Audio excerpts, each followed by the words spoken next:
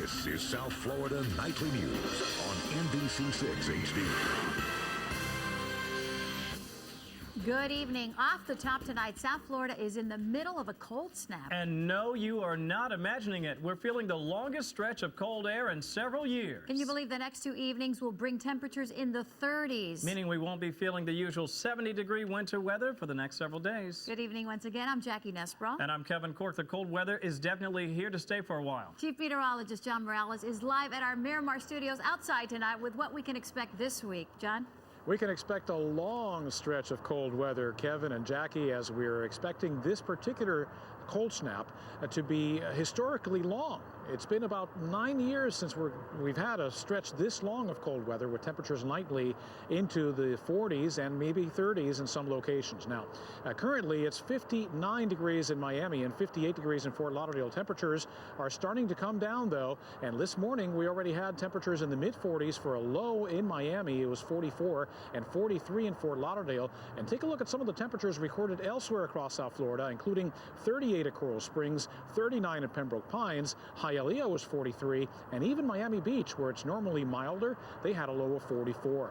Now, my forecast this week calls for 40 degrees tonight into early tomorrow morning. That'll fall shy of the record low of 37, but then 38 degrees on Wednesday morning. That would set a record. 44 Thursday morning, and then, well, a veritable heat wave on Friday with a low temperature that night of 56 degrees. Now, this stretch, as we mentioned, could be historical in the sense that we haven't had something like this since 2001, and prior to that, 1989. As a matter of fact, if you take into account the daytime highs and how low those are going to be, we could be seeing the longest cold snap in South Florida in 15 to 25 years. Now, the forecast for tonight looks like this. We're talking about clear to partly cloudy skies, temperatures rapidly dropping into the mid-40s by midnight. By 6 a.m. tomorrow, the low would be 40. That's in the city. We'll have, of course, 30s in the suburbs. And then tomorrow, look at the high temperature for the day. Only 58 degrees. That'll be the high temperature tomorrow here in Miami. Keep in mind the Orange Bowls tomorrow night. It's going to be a cold one indeed for that. I'll have full details coming up in my weather segment in just a few minutes, guys. John, thanks. Suspended Miami Commissioner Michelle Spence-Jones wants her job back, and she doesn't want Governor Charlie Crist getting in her way.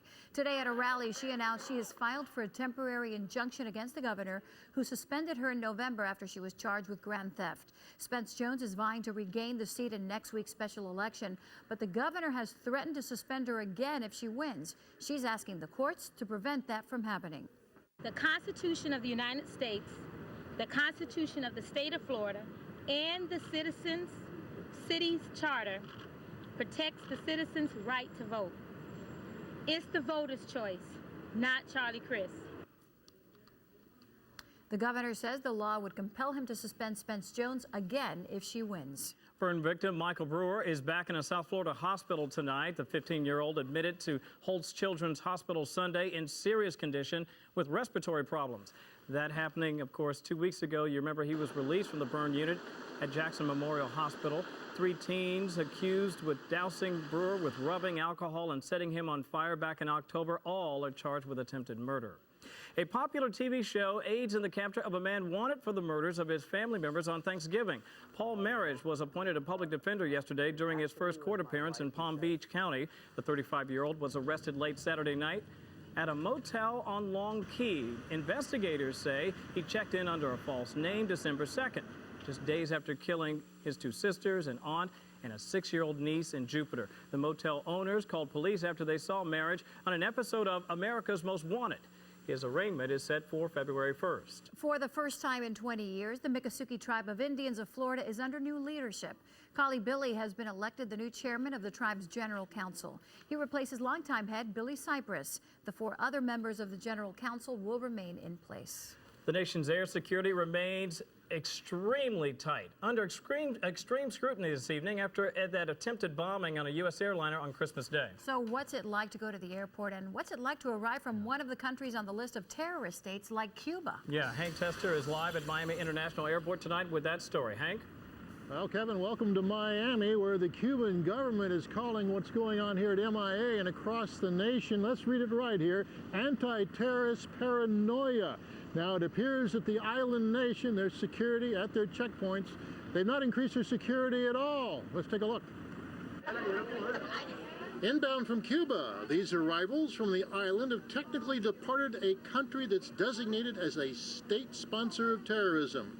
14 countries in all on that list, now getting special scrutiny in the wake of the failed Christmas Day terrorism attack inbound to Detroit. Very good. Very good. Good. And are those Cuban airport screeners doing anything special security-wise? Sounds like no, from a veteran traveler. If you had to tell you I see the difference, I notice the difference, I can say no. According to new procedures, if any of the arrivals from Cuba travel on in the U.S. by air, they would have to go through enhanced scrutiny. But neither the Homeland Security or TSA is talking to NBC6. Here at MIA, though, from an airport spokesman, a clue. TSA has implemented new procedures for screening at the checkpoints and at the gates, so you'll see some additional checkpoints there, checking of your baggage, and these are random things that are done by TSA. Across the world, security heightened, and a debate over full-body screening machines rages.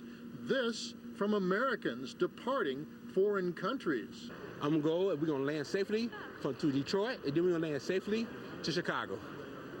And will be no problem at all. I feel like, honestly, it's all a thing about chance. I guess every little thing reassures you psychologically, but it's really all about chance. Okay, and you're probably wondering what's going on here at MIA. Are things any different? Well, on the surface, no. The security has been heightened, but we're not told exactly how, but seems to be running smoothly, no long lines, etc. Reporting live, I'm Hank Tester, South Florida Nightly News. Well, that's good news, Hank. Thanks. A group of South Florida residents is beginning the new year as American citizens. Yeah, always a great story. U.S. Congresswoman Elena Ross-Lehtinen, the keynote speaker at today's naturalization ceremony in Kendall. 150 people sworn in as U.S. citizens. By the way, Ross-Lehtinen was also presented with her duplicate naturalization certificate at today's event. Her original was misplaced. Well, we've all heard about South Florida's dismal housing market. No doubt. Coming up, why it's actually looking up for renters in our area. Plus, before you pick out your snacks, ladies, we'll show you how to start off the new year with superfoods. Gotta stick around for that. And another sad weekend for the Dolphins and their fans. Joe Rose breaking down, that is, why they broke down this season. Say it isn't so. You're watching South Florida Nightly News at 7 on NBC6 HD. Stay with us. We're right back after this. Welcome back. A court officer is dead and another injured following a shooting at a federal building in Las Vegas. Yeah, it happened shortly after 8 this morning in the lobby of this federal building. The U.S. Marshals Service confirms tonight the gunman shot and killed a 65-year-old security officer and wounded one of the marshals. The gunman died later. His identity and motives remain unknown at this hour. Flights were grounded for about an hour today when the power went out at Reagan National Airport just outside of Washington, D.C. The Transportation Security Administration was able to quickly resume screening using a backup generator at 2 of 4 checkpoints. The FAA barred planes headed to Reagan National from taking off during the outage because powered jetways were not working. A new twist, that is, tonight in the White House party crashers story. You remember, of course, back in November, a couple from Virginia snuck in. Well, it turns out they weren't the only ones to get in. It's been discovered that a third uninvited guest got into the party. According to the State Department official today, the man is a U.S. citizen. He was with a group of Indian business leaders invited to the dinner, but he wasn't on the group's invite list.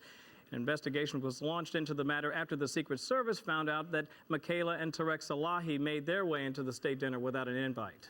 Well, the new year is bringing with it the chance for you to live like never before if you're looking to rent, not own. And I've been there and done that. One of the nation's top business magazines calling South Florida a renter's paradise because of all the great deals. All new tonight, the Consumer Investigative Unit's Willard Shepard shows you how to cash in.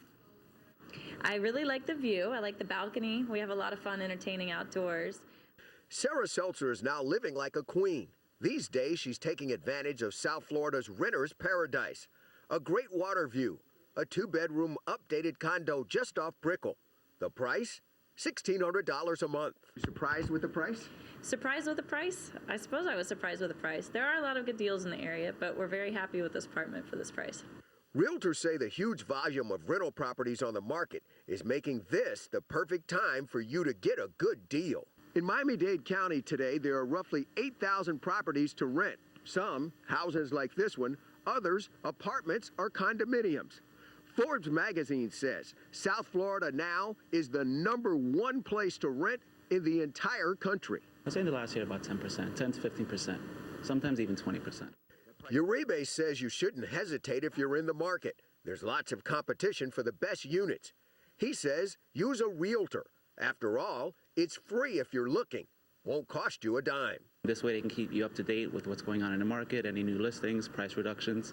This 3-bedroom home in a quiet neighborhood with a good-sized yard is going for $1,300 a month.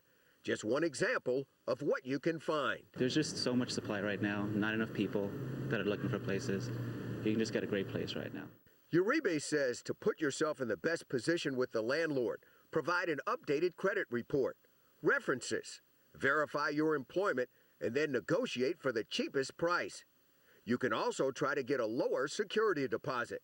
One warning, though, make sure this property, or any others, aren't in foreclosure. Willard Shepard, South Florida Nightly News. One of the most popular websites for home sale searches is now adding a new rental section. Zillow.com will now let anyone who lists a home for sale or rent get on their site. And best of all, it costs less than $10 to list a property. And there's also an added bonus. Zillow users can also use a search by monthly payment feature, which would allow shoppers to find a home for sale or for rent based solely on that monthly payment that they can afford. You know, every time there's a cold snap in South Florida, residents get to dust off those sweaters that rarely get used, case in point. And while some people find the cold change to be pleasant, there are tourists who are wondering where the beach weather went. Adam Cooperstein picks up our weather team coverage from Hollywood Beach. If you're from South Florida, you might shiver just looking at it. 3 kids from Ohio splashing around in the ocean when it's 56 degrees outside. You guys notice there are no other people with their shirts off in the water except your kids. I know. What are you going to do? They wanted to go swimming, you know? We came to Florida to go to the beach. Jennifer Torres and her family are here visiting friends. Their kids are the ones not in the water. But since it's -5 degrees back in Ohio, they have a different definition of cold. So when I said we're going to the beach, they were like, no, it's too cold.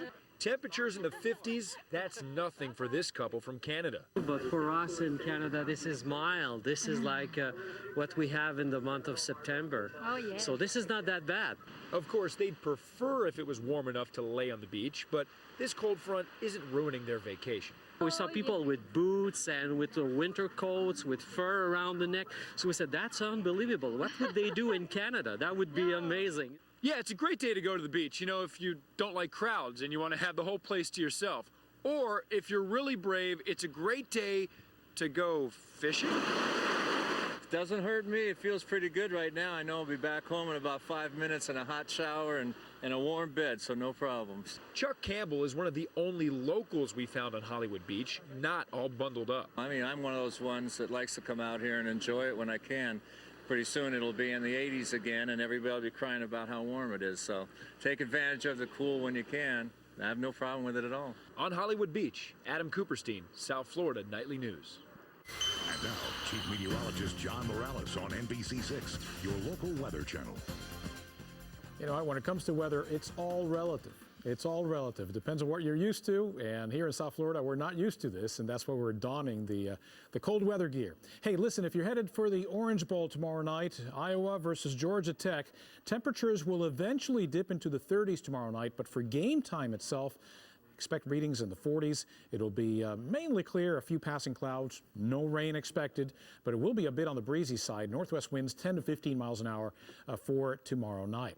Now, as far as the current weather here in South Florida, it is indeed chilly. 55 in Fort Lauderdale, 56 Miami, and 57 sequentially down in Key West with a northwest breeze between 3 and 13 miles an hour. Obviously, the breeze makes it feel colder, so there are some wind chill advisories in effect for readings that'll be later on tonight, feeling like they're in the 30s, even though we're forecasting lows mostly near 40 or in the 40s for at least the metro area. So elsewhere in the state, it's very cold. Temperatures have dropped several degrees up north since we last reported. We showed you this with readings in the 40s at 6 o'clock. Now it's in the 30s in Gainesville and Tallahassee, and very, very cold across portions of the southeast. Temperatures in the 20s across Atlanta to Alabama to Tennessee. This is pipe freezing weather now. Very concerned across portions of the southeast due to the weather weather that's expected. We've got the Arctic Express going on now with the air coming straight from the pole. Little change expected through Wednesday, then a bit of a milder trend between Thursday and Friday ahead of the next front. And this next front will bring us yet another cold snap by this weekend. By the way, with low pressure developing, there is an outside chance, and let's definitely call that an outside chance, but not impossible now, for some snowflakes in central Florida, Tampa, Orlando to Daytona. Unlikely snow, but still possible. Thursday night into Friday, slight chance but no accumulation across the Panhandle, and a pretty good chance of a couple of inches of snow in places like Birmingham, Atlanta, and Charlotte. Boating conditions, windy a bit tonight with northwest winds 15 to 20 knots, seas 4 to 6 feet, small craft advisory in effect. I'm forecasting 40 for the city tonight, 30s in the suburbs, mainly clear skies, and then tomorrow's high would be 58 under mostly sunny conditions. Keep in mind, 58 for a high in Miami. Very, very unusual. And the next couple of days, not showing much relief, dipping to 38 degrees. The coldest night of this cold snap would be on Wednesday night. In other words, tomorrow night into Wednesday morning, with highs that day reaching about 60. I'll have the extended outlook in a couple of minutes, guys. Thank you, John. Okay, we've all heard it before, right? New year, new you, and usually that means a brand new diet. And questions, why did I eat so much during the holidays? But instead of figuring out which foods to avoid, tonight we've got a list of so-called superfoods women should be eating. Health Connection reporter Diana Gonzalez serves up the top 10, all new tonight. In the latest issue of Health magazine, America's healthiest superfoods for women. Weighing in on the top 10 list, registered dietitian Sonia Angel from Memorial Hospital Pembroke. Starting with wild Alaskan salmon. The American Heart Association recommends 2 servings a week. Why wild instead of farm-raised? The deeper the water from where they catch the fish, the richer the fish is going to be in omega-3s. Well, these fatty acids have been shown to help boost mood. They reduce inflammation. Also containing another good kind of fat, olive oil and avocados, a fruit which is often misunderstood. They're very high in monounsaturated fats, which reduce triglycerides and cholesterol, so they're heart healthy. Down the produce aisle, you'll find 2 superfoods, wild blueberries and broccoli, both packed with antioxidants. Which means that they help protect our cells from destroying themselves, so they fight cancer, and they also boost your immune system. Red beans made the list, so did oatmeal, for the very same reason. It's an excellent source of soluble fiber, which is the cholesterol fighting component in foods. A handful of walnuts can also help lower cholesterol because of the combination of nutrients this nut contains. Which is a mixture of fiber, protein, and vitamin E. So you're having a lot of nutrients in one single nut. Thick, fat-free Greek yogurt is a bone-building must for women. It's rich in protein, but it also has vitamin D and calcium, so you must include it every day in your diet. These are my personal favorites, and I saved the best superfood for last. Dark chocolate, the kind that's at least 70% cocoa. Diana Gonzalez, South Florida Nightly News. That's just wrong. She's supposed to bring us some of that stuff. Diana, stop that. College students are also being encouraged to pick healthier snacks these days. The University of Miami's Law School has installed a Del Monte vending machine that sells fresh fruits and vegetables that all have less than 120 calories each. Students will be able to buy things like bananas, pineapples, baby carrots, or even celery for anywhere from $1 to $2.25. Hey, they didn't have that when we were growing up. No, you kidding me? Snicker bars, right? Right. That and Mountain Dew. The Miami Dolphins didn't punch their playoff ticket over the weekend. Coming up, Joe Rose gives us his take on what went wrong this season right after this.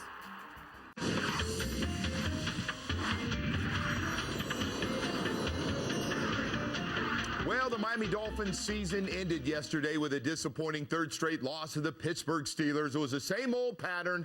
Chance to win late, but just unable to get it done. Couldn't make enough plays. After this season, the Miami Dolphins might want to change their name to the Miami Roller Coasters, a team that could play so well and then so poorly in the same game. So what went wrong this season? Let's start with turnovers. The Fins turned it over 29 times compared to just 13 a year ago when they went 11-5 and won the division. You have to take care of the football in this league to win. The defense, they don't get a scholarship either. The Fins D gave up too many big plays through the air, 40 of them over 25 yards. Now the good news, I really believe the team has found their franchise quarterback in Chad Henne. He went through some growing pains, but shows some great promise. On defense, rookies Vontae Davis and Sean Smith show great potential as cover corners, playing most of the season against the best wide receivers in the game. Hey, don't get me wrong. I'm as disappointed as anybody with the way this season ended. After getting their record back to 7-6 and a shot at the wild card, 3 straight losses leaves a bitter taste in everyone's mouth. This team desperately needs more playmakers in the upcoming draft where, oh, by the way, Miami picks 12th overall. Jackie and Kevin, back to you. And Kevin, we wanted to welcome you to South Florida. Indeed. With the Dolphins going to the playoffs and with some warm weather. 0 for 2. 0 for 2. Hey, at least we had a Super Bowl that I can go to, right? You know. That's oh, true. Well, no. Anyway, welcome. We're so happy that you're part of the NBC6 family. I'm thrilled to be here, and I know I brought the cold weather with me. I'm sorry. I promise I'll let it get warm soon. Right, John? Hey, there it is right there. There you go. Cold nights for, well, the foreseeable future with a possible exception of Thursday night into Friday morning. But look at that, another cold front for this weekend. So temperatures will be back down into the 40s at night and sticking in the low 60s for Saturday and Sunday. So, boy, this is a prolonged cold snap indeed. Yeah, okay, so we're going to give you these cold temperatures just for another week, and then again, South Florida weather. I'm welcoming back the South Florida weather. Bring me back 70s. And Joe, the Dolphins in the playoffs maybe next year. The Dolphins make me cry. There's nothing I can do. I only want to be with you. Hootie and the Blowfish. So accurate. Oh, no. There you go. A poet. A poet. Oh, very good. Hey, man, nice to have you. Thanks, brother. Great to see you. We'll see you at 11. Good night. Right now, here's what's happening in South Florida tonight. It is cold. You are looking live at a chilly Fort Lauderdale beach where some of you in from out of town might think 40 degrees is mild, but many of us are shivering out there. Well, tonight South Florida is in the middle of the longest cold snap we've seen in nearly a decade. Good evening. I'm Jackie Nesbrough. We hope you're all warm and toasty under a blanket or curled up on the couch. Thanks for joining us. I'm Kevin Cork. We'll head back out to Fort Lauderdale Beach in a moment to see just how some of your neighbors and a few tourists are doing as they try to brave the cold. But first, Chief Meteorologist John Morales starts us off tonight with what you need to know for the morning. John, break it all down for us. Hey, Jackie and Kevin, I'm going to start out with this satellite image because even though we're talking about temperatures, I think that these clouds are going to play a crucial role tonight as far as how low the temperatures drop. With the cloud cover, it's not going to go down as much, and this is crucial for some of the inland locations, some of the agricultural interests tonight. It looks like we're going to stay above 40 within the city, and yes, it's already in the 40s in the suburbs. It might drop into the upper 30s, but not the low 30s, which was expected earlier. Currently, it's 51 in Miami, 50 in Fort Lauderdale, and you see 40s elsewhere on that map, including 44 degrees at Kendall and Miccosukee. As a matter of fact, this morning the low was 44 in Miami. Fort Lauderdale had a low temperature of 43. It was much colder inland, though. Western 38, as well as Coral Springs. Pembroke Pines was 39. Hialeah at 43. And Miami Beach, even at the coast, was 44 degrees. Now, here's my forecast for the next several days. We're talking about lows in the 40s or 30s before finally some moderation towards the early morning hours of Friday. We might very well set a record low tomorrow night, which would be the coldest night of this entire cold snap. 38 degrees, my forecast low within the city, and it'd be about 30 degrees, by the way, tomorrow night in places like Homestead and other of the western suburbs close to the Everglades. Tomorrow's forecast, waking up to 43, about 44 degrees at 8 a.m., and the high for the afternoon only in the upper 50s. Full details of the forecast for the next several days straight ahead in a couple of minutes. Back to you guys. Yeah, we think you guys are crazy. Why? Because you have like a huge jacket on.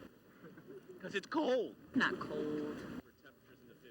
Oh, boy, that is Ari Odzer earlier today taking a bit of grief for his daytime attire, hanging up by the pool in a leather jacket and more. Okay. So apparently not everyone thinks it's so cold. Some of you are probably enjoying the cool break. Thank you very much. Yep, that's right, and you can count me among that group. I love this cool weather. Not that I'm against the hot weather. No, you better not be, because it's coming. Exactly. Let's head out to Fort Lauderdale Beach and see if Adam Cooperstein's loving it as well. Adam, how's it feel out there? I wouldn't say I'm loving it. I mean, it's easy for you guys to say sitting inside, but it's cold out here, and I'm shivering outside the Elbow Room in Fort Lauderdale Beach. I'll tell you what, I'm the first person usually to make fun of the boots and the scarves and the hats for coming out when it's 65, but this is legit. This is the real deal cold, even for people from up north, but not for people who are visiting on vacation. They still want to enjoy this. I'm ready to hibernate. People from out of town, they're still enjoying South Florida, even though it's bitter cold for us. Now that's a good way to stay warm.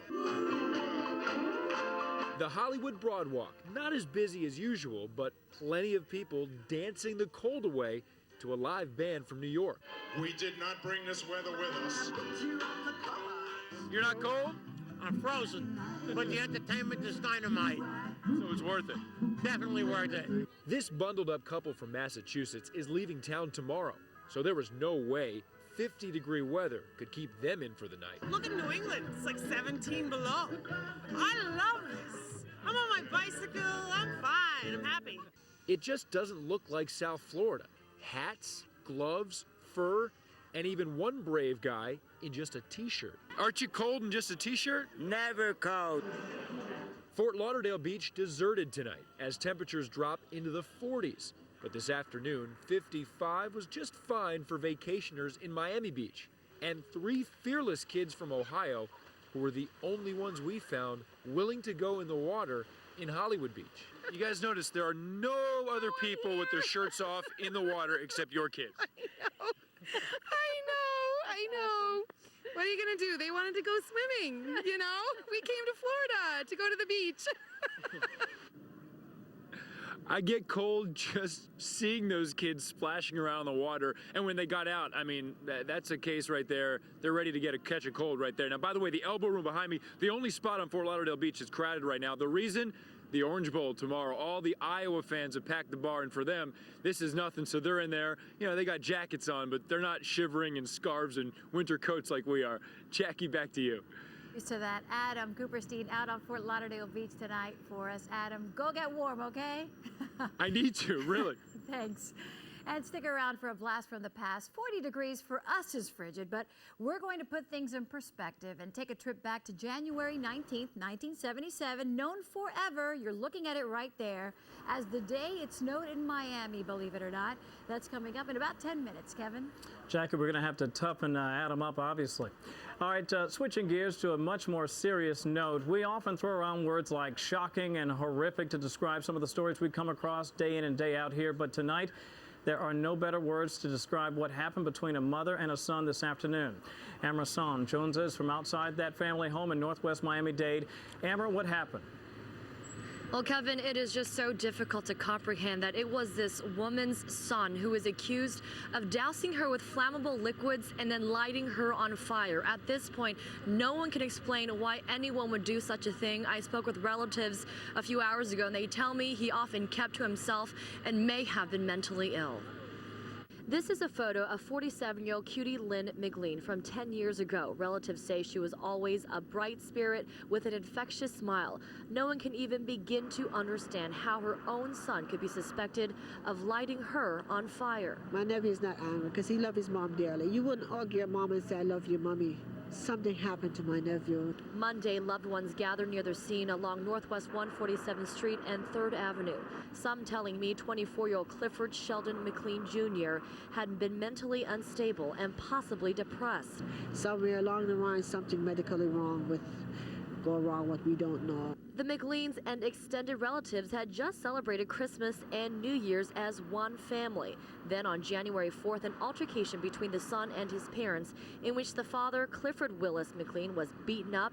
His wife of 20 years savagely burned to death in front of her own home. The subject did flee the scene in his mother's vehicle, which was a Nissan. Coincidentally, a few blocks down, a North Miami Public Works truck is stolen in a home invasion. That vehicle and the occupant then drove north through Miramar, struck several cars, apparently there was 3 that we know of hit and runs involving that vehicle.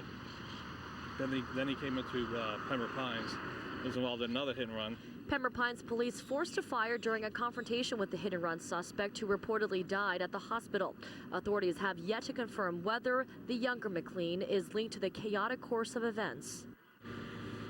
And as for the suspect's father, the victim's husband of 20 years, we are told that he only suffered minor injuries. Tonight, we are told that the McLean family and extended relatives, I should say, have gathered at a home nearby to offer each other support, as you'd imagine, in these very difficult times. That's the very latest out here. Kevin, back to you. Difficult indeed. Amra Sohn joining us this evening from Northwest Miami-Dade. Amra, thank you very much. Now an update on a teenage burn victim. Michael Brewer is back in the hospital in serious condition with respiratory problems. Less than 2 weeks ago, the 15-year-old was released from the burn unit at Jackson Memorial. 3 classmates are accused of dousing Brewer with rubbing alcohol and setting him on fire back in October. The teens are all charged with attempted murder. Police in Miami say it is possible to find the person who fired a gun into the air on New Year's Eve and hit a little boy. Today, Police Chief Miguel Exposito and Mayor Tomas Regalado visited 6-year-old Andrea Frigonese at the hospital. Andrea was with his parents at a restaurant in the Design District Thursday around midnight when he was hit. The city of Miami cares, Jackson cares, the police department is doing whatever they can to do it so that, if you come to Miami, you will not be left alone. And that's the message that we want to send. The mayor told us the boy's health insurance will pay his medical bills. If there's a balance, however, it will be covered by the state's victim advocacy program and Jackson Memorial Hospital. February 1st is the arraignment date set for the man accused of murdering several members of his family on Thanksgiving. Paul Marriage was appointed a public defender during his first court appearance in Palm Beach County Sunday. Police arrested the 35-year-old late Saturday night at a motel on Long Key. Investigators say he checked in under a false name back on December 2nd, just days after he is accused of killing his 2 sisters, an aunt, and 6-year-old niece in Jupiter. Marriage is being held without bond on 4 counts of murder. Suspended Miami Commissioner Michelle Spence-Jones is taking on Governor Charlie Crist in her bid to get her job back. Today at a rally, Spence-Jones announced that she's filed for a temporary injunction against the governor, who suspended her in November after she was charged with grand theft. Spence-Jones is hoping to regain her seat in next week's special election, but the governor has threatened to suspend her again if she wins. So she's asking the courts not to let him interfere. The Constitution of the United States, the Constitution of the state of Florida, and the city's charter protects the citizens' right to vote. It's the voter's choice, not Charlie Crist. Meantime, the governor is defending his stance, saying the law would compel him to suspend Spence-Jones if she wins again. In the wake of the Christmas Day bombing attempt over Detroit, passengers flying from Cuba to the U.S. are supposed to face extra security screenings. Key words are supposed to. We were at Miami International Airport today when a flight arrived from Havana. Cuba and Yemen, if you'll recall, are among 14 countries the U.S. says must conduct full-body pat-downs of passengers trying to fly here. Those nations are also supposed to thoroughly search the passengers' carry-on luggage. But passengers on the Havana flight told us they didn't notice any changes, and reports from several countries indicate they are still scrambling to implement the new rules. And I wanted to officially welcome you, Kevin, to sunny and warm, but supposed to be warm South Florida. You know, she promised me it would be 78, and I would love the winters here, and I think it's 45 outside. The good news is we know it's going to get warmer, at least in the next few days. And thank you for the warm welcome. It is great to be with all of you, and obviously thank you for everything. Welcome aboard. Thank you, Jackie. Coming up, why the Miami housing market is white hot right now for some of you looking for a new pad. New year, new you. Well, we've got the list of superfoods that could get you going. A hint, it includes chocolate. That's my kind of story. And we're going to party like it's 1977. Remember when it snowed in South Florida, John? Well, I'll tell you what, it might very well snow, not in South Florida, but in northern Florida later this week. I'll have those details in our full forecast in a couple of minutes. And we are back with a trip down memory lane and a reality check for some of us who think 40 degrees is downright frigid. Just seen her over here. She's doing this all day. 40 degrees. How about this? 20 and snow flurries right here in Miami, right? You remember. Tonight, Ryan Phillips takes us back to January 19th, 1977. I was a baby. This is the South Florida we know. But 30 years ago, this was South Florida. Oh, the weather outside is frightful. On January 19th, 1977, our community woke up to a winter wonderland. Most South Floridians were either excited or amazed at the sight of snow flurries this morning. Yes, you heard it right, snow flurries. For the first time in recorded history, the unusual white flakes were sighted all over Broward and Miami-Dade counties, sending South Floridians scrambling for warmth. I've got a couple of sweaters on this morning that I never wore in Canada. By afternoon, about 2 o'clock, we sold all our heaters that we had left in the store. Temperatures dove into the 20s and stayed below freezing for almost 14 hours. Firewood was a hot commodity, and the unusual sight of bonfires dotted our streets. We thought we'd stop in here and get warm. Do you mind? Oh, no, man. Go ahead. But the record cold didn't stop these devoted Elvis fans from camping out for tickets at the Orange Bowl. Cold weather, who cares? Just the thought of getting Elvis Presley tickets makes us warm. But as fun as this unusual weather event was for some, it was costly for others. Solid ice. The depth and duration of Old Man Winter's icy blast rendered frost protection systems useless. The result? Complete devastation for Florida's farmers. From what I've observed, there's nothing left. 35% of the citrus crop, 40% of sugarcane, and up to 75% of commercial flowers, and almost all of Florida's vegetables were lost. I figure I've lost probably $250,000 in total plants. By the time our temperatures returned to normal, the Great Freeze had cost Florida's economy over $2 billion. And that was in 1977. Let it snow, let it snow, let it snow. We haven't seen snow this far south since that historic day 30 years ago. So until the next time Old Man Winter comes calling, this is the South Florida we know. Let it snow, let it snow, let it snow. Jackie was all of 2, maybe. That's right. Yeah, I have a really good memory from when I was 2 years old. You know, isn't that funny, John? Oh, memories. I'll tell you why. Well, listen, let's start off with the forecast for tomorrow night's Orange Bowl. There's many hundreds of visitors here in town, and you're probably quite interested in tomorrow night's game. And the weather is going to be favorable. It'll be mainly clear. Now, tomorrow night would be the coldest night of this entire cold streak that we're having here in South Florida. Nevertheless, temperatures are not expected to dip into the 30s until after midnight. So game time, it'll be in the 40s with an uncomfortable breeze northwest at 10 to 15 miles an hour, making it feel even colder.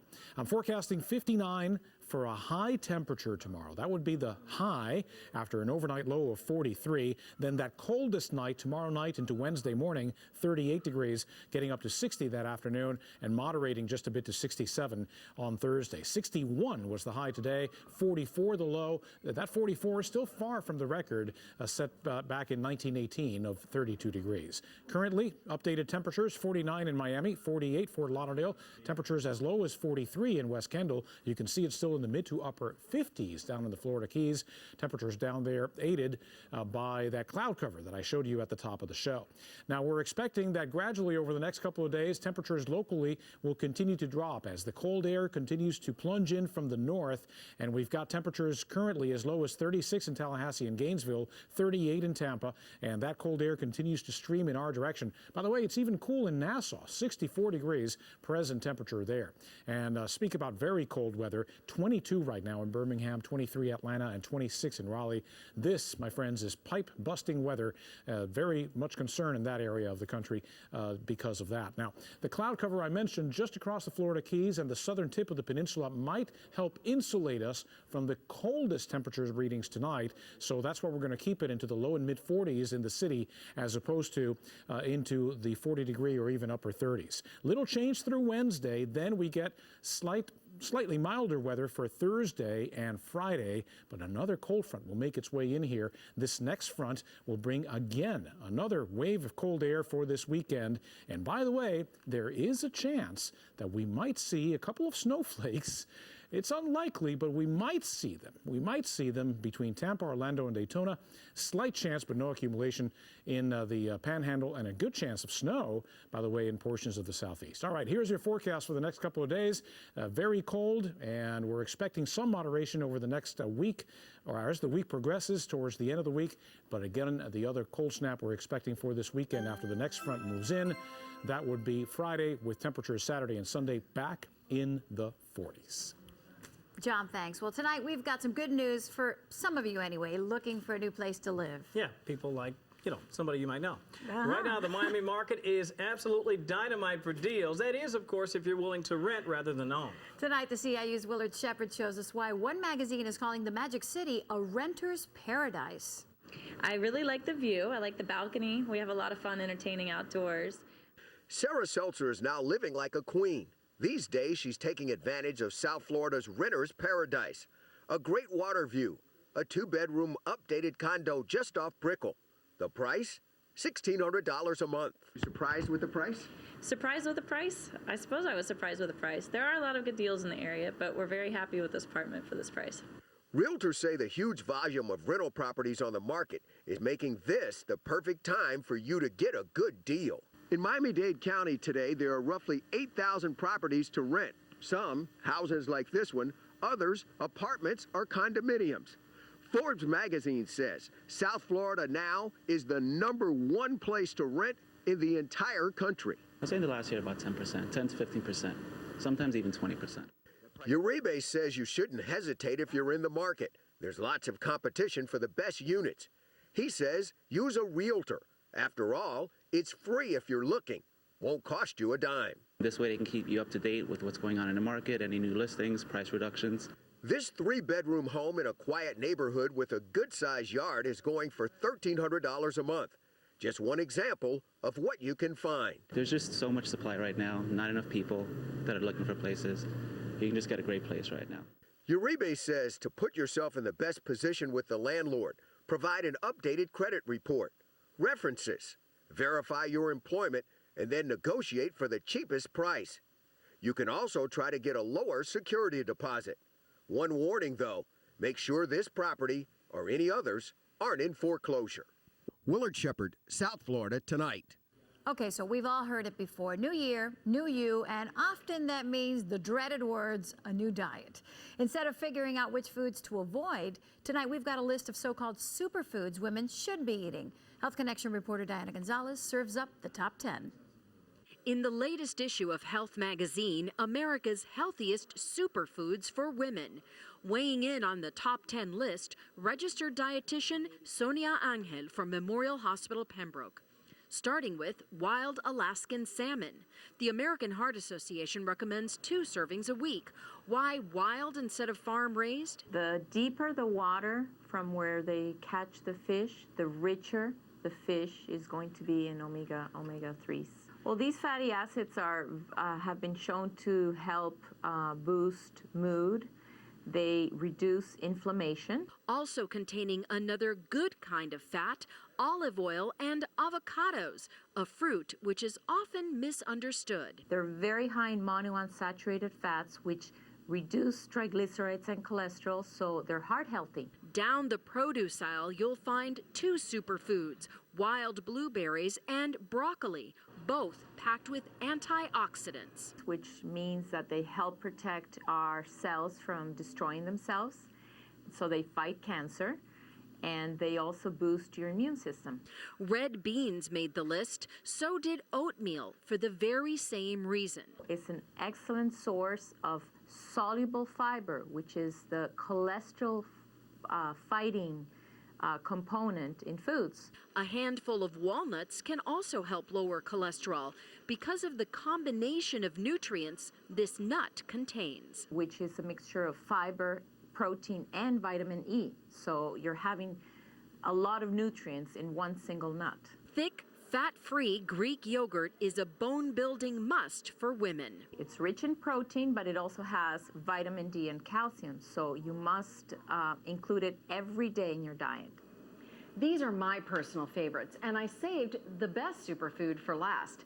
Dark chocolate, the kind that's at least 70% cocoa. Diana Gonzalez, South Florida Tonight.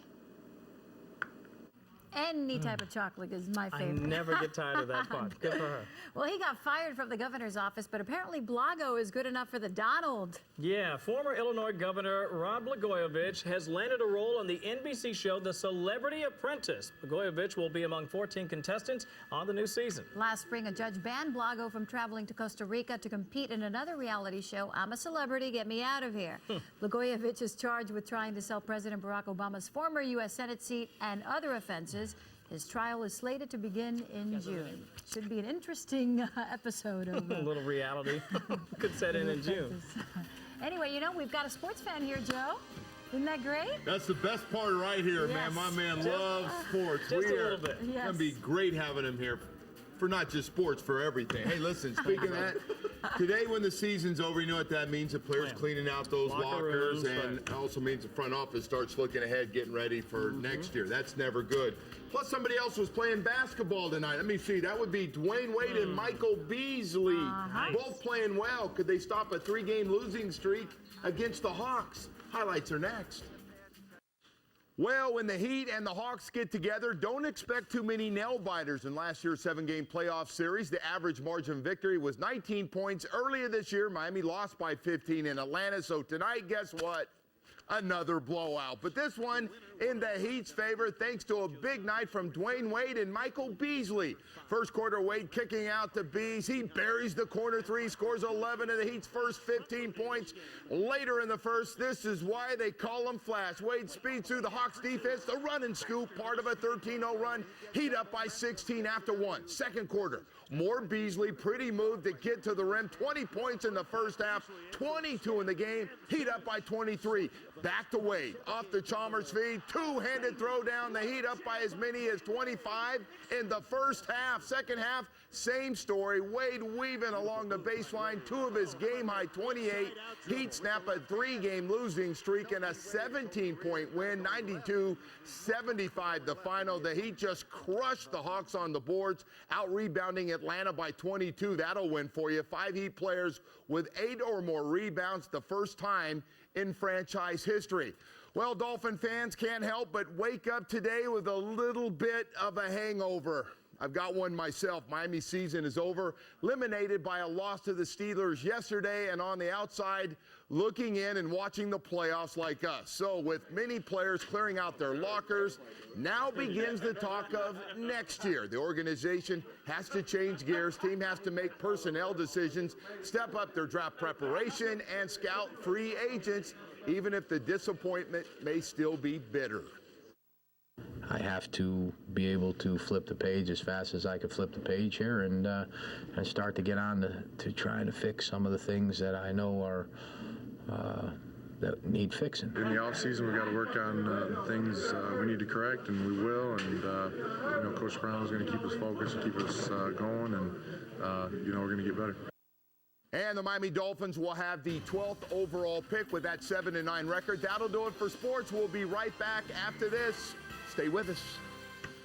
And on behalf of the entire NBC6 family, we welcome Kevin Cork. Absolutely. Thank you all. Great to be here, and I'll be back tomorrow, I guess. I hope so. I hope the cold weather doesn't scare you away. This really likes it. I love it. Bring it on. You like it here, huh? Yeah, I like it just fine. Okay.